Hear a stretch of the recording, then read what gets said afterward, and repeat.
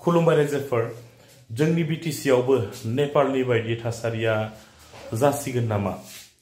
नेपालाव जेरै जादोंमोन थिक बेबायदिनो जोंनि बिटिसि आवबो सोमावसारनाया गाज्रि महर मोननायखौ बे समावहाय नुनो मोननाय जादों दा बे समाव मिरु एबसुनि गाहाय आफादगिरि मानगेन्द्र दिपेन बर' बिथाङा खौरां बिजोङाव बे थासारिनि सोमोन्दै माखासे बाथ्रा बुंदों नोंथांमोना नायनानै लालाय प्रटेस्टआ गासै लेभेलावनो जादों आरो बे मोनसे आबेग आरो सेन्टिमेन्टनि बाथ्रा जोंनि एडमिशन जोंनि एजुकेशनल इन्स्टिट्यूशन जोंनि रिक्रुटमेन्ट जोंनि एपइन्टमेन्ट दा जायफोर दिनै यां जेनेरेशन आं दहाय फुङाव बुंदों 30-40 बोसोर आन्दोलननि उनाव जि मोनसे जोंनियाव इन्स्टिट्यूशननि क्राइसिसमोन जोंनियाव ह्यूमेन रिसोर्सनि जि क्राइसिसमोन जों गासैबो बिथिंजों फरायनो मोनाखैमोन साख्रि बाख्रि जोङो नागिरनो खाबु गैयामोन जोंखौ बन्चित डिप्राइभ खालामनाय जायो आर्मी पुलिस लगायनानै जोंखौ धंस खालामनाय जादोंमोन आन्दोलननि नामाव जोंनि एगेन्स्टआव केस जाबसिनानै न' भारायाव हस्टेलाव जोंनि मोजां ब्रेननि स्टुडेन्टफोरखौ केरियारखौ धंस खालामनाय जादोंमोन बे गासै चेप्टारखौ बारबोनानै जों अस्तित्वनि संग्रामाव दावहायाव जों देरहानानै जोंनि सिक्सिडल मोनबाय दा हारिया बड'फाया बुंलांनाय बायदि गेरेमसा माहारि दानाय आरो हारि निर्माण खालामनायनि बे सम ह्यूमेन रिसोर्स दानायनि सम बिथांमोना मोनसे सिमां लानानै फैदों एम लानानै फैदों गावबा गावनि केरियारखौ दानो लुबैयो हारिनि सार्थनि थाखाय खामानि मावनो लुबैयो साख्रि बाख्रि बिथांमोना माने नेशनेल बा स्टेट लेभेलाव जब अपरचुनिटियानो जा केरियार दानायानो जा बयहाबो मोनसे सिमां दङ बे सिमाङाव जेला जोंनि रिजार्भेशनाव झटका होगोन जेला 45 लाखनि जायगायाव 2 कोटिया बासाबोगोन जोंनि सिमाङा जेरावबो जायगा मोननाय नङा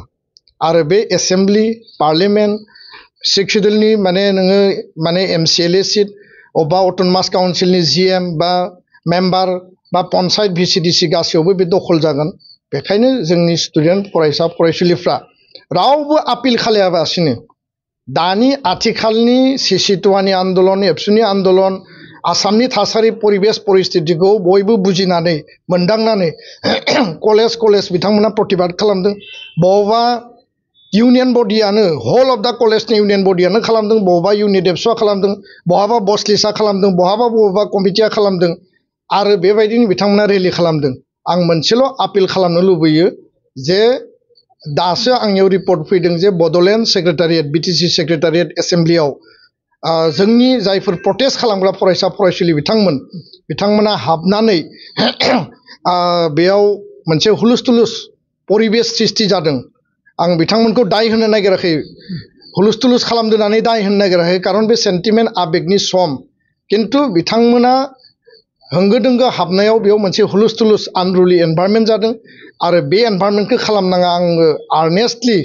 गोसो सिंनिफ्राय रिक्वेस्ट खालामदों माने बिदा हिसाबै आरो एबसुनिफ्राय आं बिथांमोनखौ आपिल खालामदों जाहाथे कुनु भायलेन्स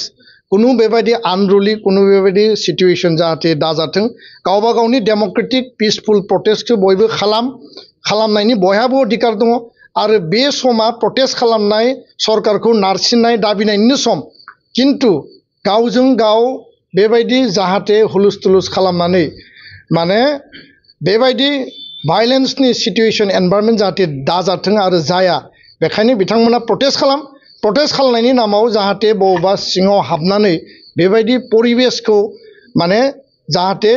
माने भायलेन्स जालायनाय थासारिसिम जाहाथे बिथांमोना खालामा बेखायनो बिथांमोना DC अफिसनि मोखाङाव सेक्रेटारियेटनि मोखाङाव इउनिभार्सिटिनि मोखाङाव बा जों जेखौ प्रटेस्ट खालामदों राजा लामायाव रेलि खालामदों बे गणतान्त्रिक देशनि माने जि प्रटेस्टनि जि मोनसे नियम दङ बेनि आवथायाव थानानै बयखौबो प्रटेस्ट खालामनो आं खावलायदों कुनु कारनाव जाहाथे भायलेन्सनि रुप लाया आरो बे महराव जाहाथे रावबो थाङा बेखायनो आङो फरायसा फरायसुलिफोरखौ इमोसन आरो सेन्टिमेन्टखौ लाखिनानै हारिनि सार्थ STनि सार्थआव सरकारखौ नारसिननायनि प्रतिबादखौ खालामलांनो थाखाय आं खावलायबाय